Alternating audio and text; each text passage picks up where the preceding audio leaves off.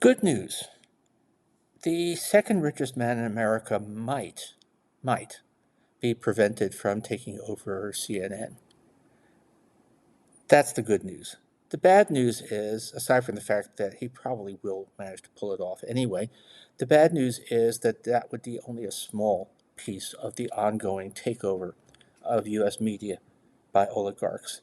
And in turn, the media takeover is just part of the extraordinary exercise of power by the extraordinary wealthy small number of men who have been wreaking so much havoc with America as we know it. Hi, I'm Paul Krugman, doing a video today because I didn't feel like doing a usual chart heavy, analytics heavy post, but very much on a topic I have been writing about and will continue to write about, which is the rise of oligarchy in America. Now, I know some people balk at that name, at the word, because it sounds extreme, but then the reality is extreme. We're not talking about some kind of hidden conspiracy. We're not talking about the protocols of the elders of PayPal. We are talking instead about stuff that's largely out in the open, though not fully understood, which is the way that an incredibly wealthy small group of men, mostly men, is able to commandeer a lot of the political life of a country that is still nominally a democracy. And that's a fundamental story for our time, maybe the fundamental story. How does that takeover work? Well, there is the what I think of as kind of the middle level, which is the place where it's most easily quantified, tends to get most of the attention, which is campaign finance. American campaigns are very money intensive and have become more money intensive because we've opened the floodgates with Citizens United. And a lot of that money comes from a very small number of incredibly wealthy people. According to the New York Times analysis, about 20% of all campaign contributions in 2024 came from 300 billionaires and their families. That's a pretty big impact. A country of more than 300 million people and 300 billionaires are a fifth of campaign finance and surely more strategic, more targeted than the average donor. So that's really a very, very large role just in that direct sense of who pays for campaigns. But that's not the only level. There is a lower level, which is just plain lower in the sense of morally lower, I guess, which is just plain buying uh, politicians, buying policies, paying for the policies you want with cash or crypto on the barrel. There has always been some of that in our system, but it was normally discrete, indirect, deniable, the revolving door. It was the case even more than 20 years ago that when the Bush administration pushed through a Medicare bill that was very favorable to pharmaceutical interests, that the then chairman of the House Ways and Means Committee, who basically engineered and steered the bill through Congress, then promptly retired and became the chief lobbyist for the pharma lobby. So this kind of thing has been going on for a very long time, but now it's just blatant out in the open, and the sums are massive. So we just have literally billions of dollars thrown at the president and his family. No doubt large sums to other government officials, large sums to at least some members of Congress. So just plain buying the policies you want, which is something not just that a large share of wealth is held by a small number of people, but that those are the people who are best positioned to really deploy their wealth to corrupt the system. There's also something, I guess you can call it a higher level, which is what military strategists call shaping the information space, which occurs at a couple of levels. Um, One of them is this sort of promotion of ideas and ideology that serve the interests of the very wealthy. You see that on many issues. You certainly see it very much on economic policy. If you ask, why do people still go out there saying that tax cuts pay for themselves and that tax cuts on the rich are an enormously powerful tool for stimulating economic growth when we have, that's been tested to destruction, and it just ain't so. But it's a zombie idea, keeps shambling along, eating people's brains, even though it should be dead.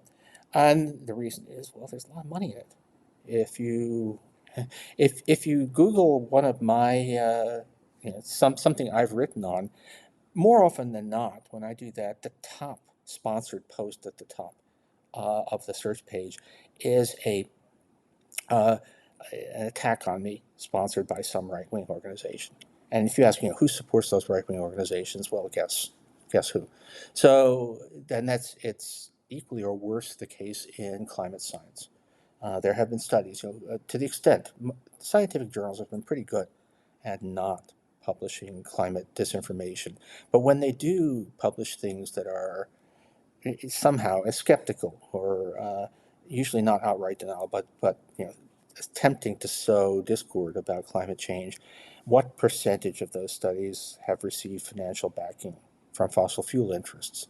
The answer is 100. It's all about the money. Uh, this is not new. Upton Sinclair. It's difficult to get a man to understand something when his salary depends on his not understanding it.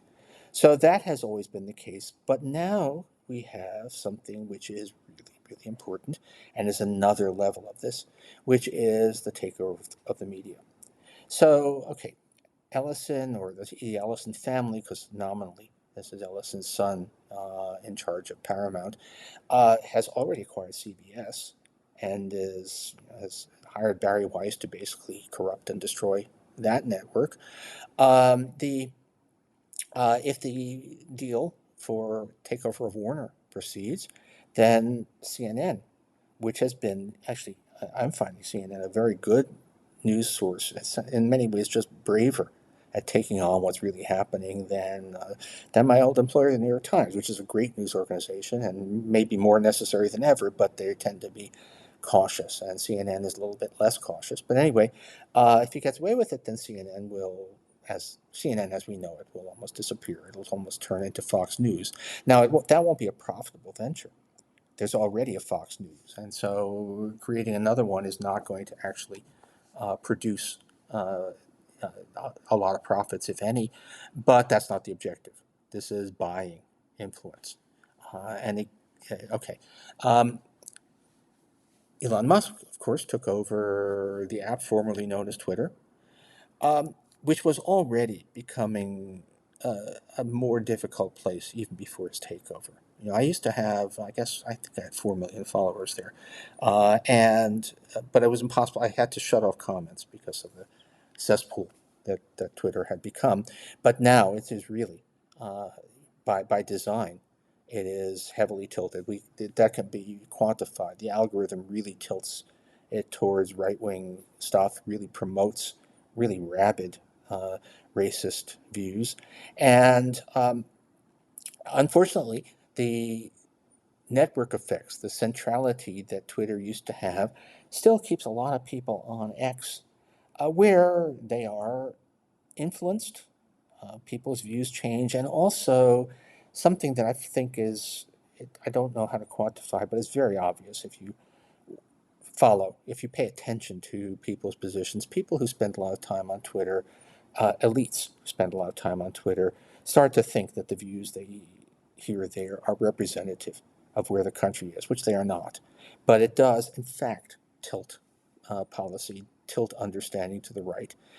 Um, the third richest man in America is Mark Zuckerberg, who made his billions from Facebook, which is, it's old fashioned. And I don't know anybody who uses Facebook, but I know that lots of people do. And it's still a very important information source and has, again, been tilted.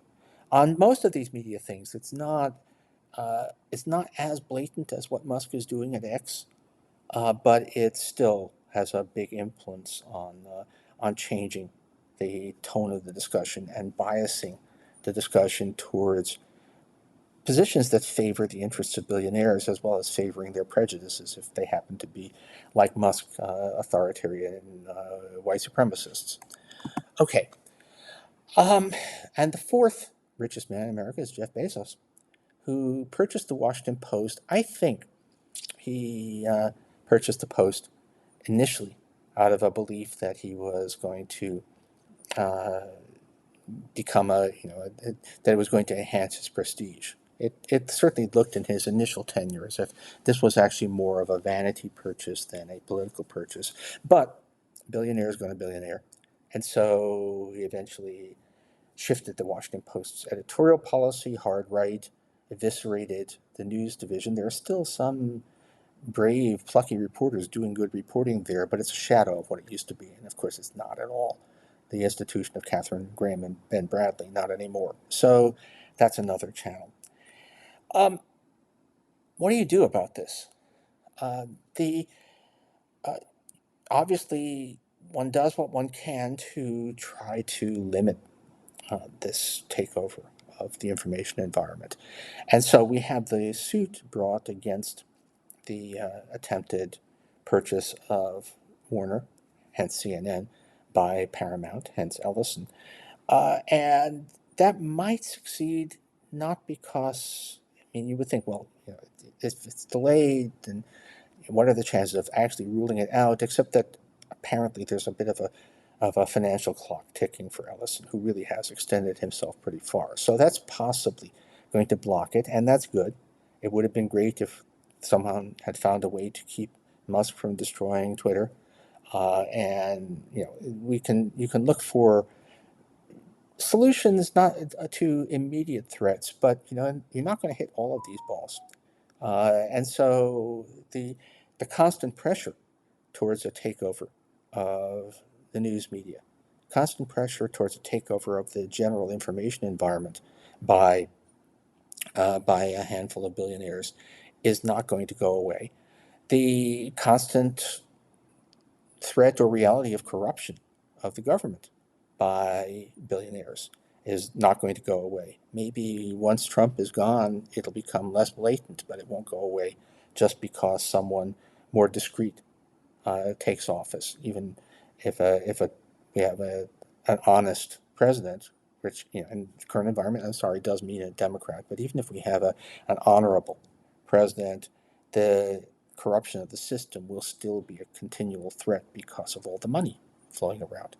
So in the end, the only way out of this, the only reasonably durable solution is to not have so much wealth at the top. If you don't like what's happening to our institutions, if you don't like what's happening to the media, if you don't like the corruption of government, if you don't like uh, the overwhelming of campaigns by big money with nefarious ends, the only lasting solution is to reduce the amount of wealth at the top. In the end, if you're going to, it's Woodrow Wilson, if there are men big enough to own the government, they're going to own the government. If we're going to have that much money in the hands of a few hundred people, and in the case of the real top of it, just 15 or 20 people, then you're not going to be able to maintain a truly democratic system of government. Uh, Oligarchy is not the only thing that is wrong with America. It's not the root of all evil, but it's the root of a lot of evil. And until we bring that concentration of wealth at the top down, we're going to be fighting a constant rearguard action trying to save some of what America is supposed to be about. Have a nice day.